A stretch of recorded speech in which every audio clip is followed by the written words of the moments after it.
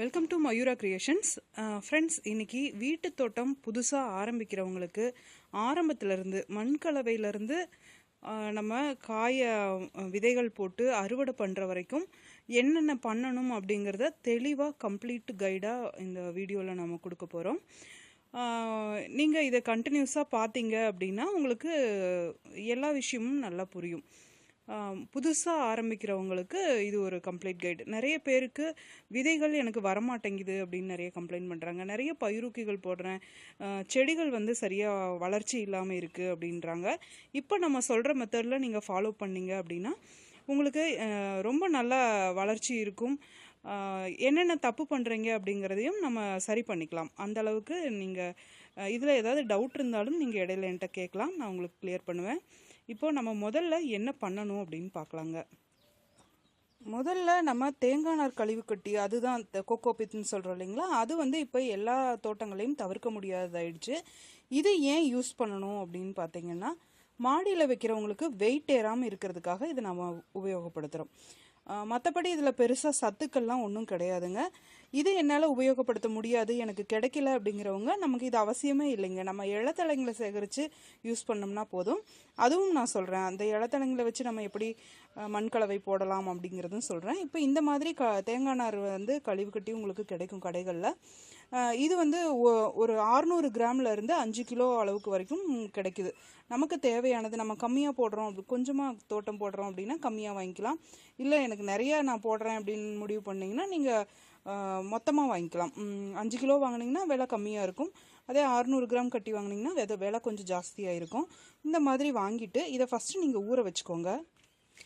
இப்போது இந்த மாதிரி நான் ட்ரம்மில் ஊற வச்சுருக்கேன் பார்த்தீங்களா. இந்த மாதிரி நீங்கள் ஊற வச்சுட்டு இது நல்லா ஊறிடும். ஊற இந்த மாதிரி உங்களுக்கு நல்லா வந்துடும். அதை நீங்கள் எடுத்து நல்லா உடஞ்சி வந்துடும். இதையை நீங்கள் எடுத்து இதை அப்படியே பிழிஞ்சு எடுத்து தரையில் அப்படியே போட்டு வச்சுருங்க. மாடியில் இருக்கவங்க மாடியில் ஒரு பேப்பரை ஏதாவது விரித்து அல்லது ஏதாவது சாக்கு பை அந்த மாதிரி விரிச்சிட்டு இதை அப்படியே நீங்கள் கொட்டி வச்சிட்டிங்க அப்படின்னா ஒரு 2 நாள் அப்படியே விட்டுருங்க. இது ஃபுல்லாக ட்ரை ஆயிரும். இப்போ நான் ட்ரை ஆனதை காட்டுறேன் உங்களுக்கு.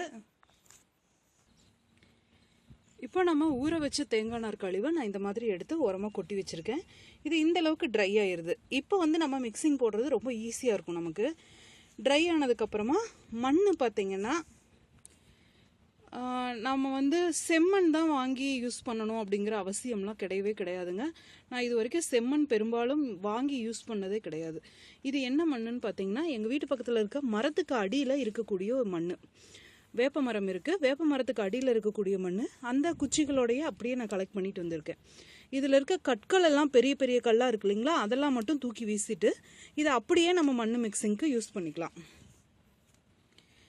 மண்ணுக்காக நீங்கள் தனியாக செலவு பண்ணணும்னு அவசியம் இல்லைங்க.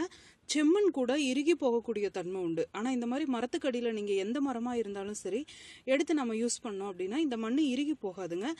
நீங்கள் கொக்கோபிட்டே யூஸ் பண்ணலைன்னா கூட இந்த மண் இறுகி போகாது. அந்த அளவுக்கு நல்ல பொலப்பொலப்பு தன்மை கொடுக்கும்.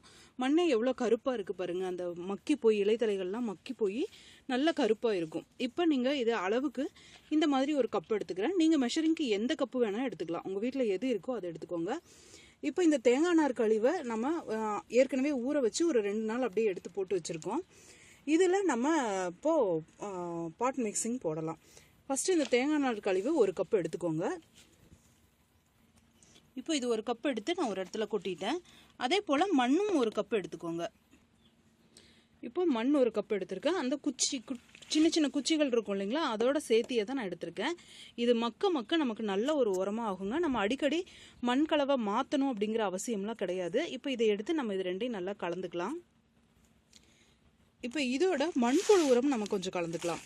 உங்களுக்கு தரமான மண்புழு உரம் நல்ல உரமாக கிடைக்கும்னா மட்டும் நீங்கள் வாங்கி, உங்களுக்கு நம்பிக்கை இருந்ததுன்னா வாங்கி கலந்துக்கோங்க. இல்லை அப்படிங்கிற பட்சத்தில் நீங்கள் அதை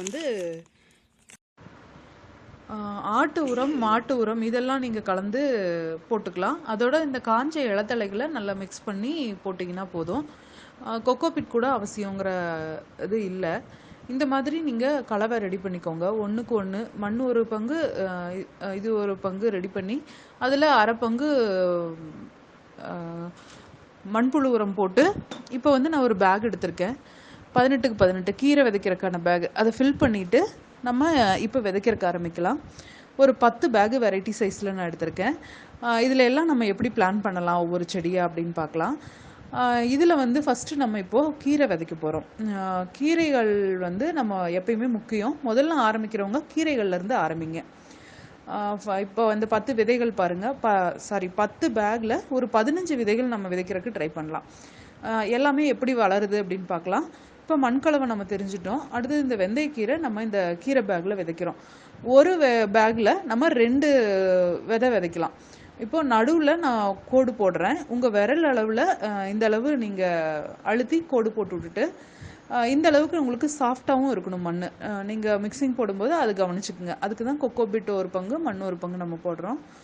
இப்போ வந்து நம்ம வெந்தயக்கீரை போடுறோம். இந்த லைட்டாக குழி பண்ணிவிட்டு அதில் வெந்தயக்கீரை போட்டு மூடி விட்டுறலாம். எப்போவுமே நம்ம வந்து அதிகமாக போட்டக்கூடாது விதைகளை. ரொம்ப கம்மியான அளவு தான் உபயோகப்படுத்தணும். ஒரு பேக்கெட் வாங்கினோம்னா அதில் கால்வாசி அளவுக்கு தான் நம்ம உபயோகப்படுத்தணும். நிறைய போட்டோம் அப்படின்னா நல்ல வளர்ச்சி இருக்காது. அதனால இது பாருங்கள், நான் நிறையா கேப் விட்டு தான் இந்த வெந்தயக்கீரை தூவியிருக்கேன். இப்போ தூவிட்டு இதை மூடிடலாம். அடுத்ததில் பார்த்தீங்கன்னா அது பக்கத்துலேயே ஒரு 2-3 இன்ச்சு கேப் விட்டுக்கோங்க. விட்டுட்டு அதே போலவே லைட்டாக குழி பண்ணிவிட்டு அதில் நீங்கள் கொத்தமல்லி போடுங்க. இந்த மாதிரி ஒரே பேக்லேயே 2 எடுத்துக்கலாம். கொத்தமல்லி ஓரளவுக்கு ஹைட் வரக்குள்ள வெந்தயக்கீரை முழுக்கவே வளர்ந்துடும். நம்ம வெந்தயக்கீரையை எடுத்து ஹார்வெஸ்ட் பண்ணிக்கலாம். கீரையை மட்டும் கட் பண்ணி எடுத்துட்டு நம்ம கொத்தமல்லியை அப்படியே விட்டுறலாம். அது வந்து உங்களுக்கு ரொம்ப நல்லா வரும். இந்த மாதிரி நம்ம பண்ணும்போது நமக்கு ஒரு பேக்லேயே 2 தடவை நம்ம ஈல்டு எடுத்துக்க முடியும். இதை முடிச்சுட்டு நம்ம வேறு வகையான கீரைகள் தூவிக்கலாம். இந்த மாதிரிலாம் பண்ணும்போது நமக்கு ரொம்ப குறைஞ்ச இடத்துலையே நிறைய வீட்டுக்கு தேவையான பொருட்களை வந்து நம்ம கீரைகள், காய்கள்லாம் உற்பத்தி பண்ணிக்க முடியும். இதெல்லாம் வந்து ஒரு கம்ப்ளீட் கைடாக இனி வரக்கூடிய தொடரில் சொல்கிறேன். நீங்கள் இதை வந்து கவனிச்சிட்டே வாங்க. உங்களுக்கு இருக்க சந்தேகங்களையும் கேட்டுக்கோங்க.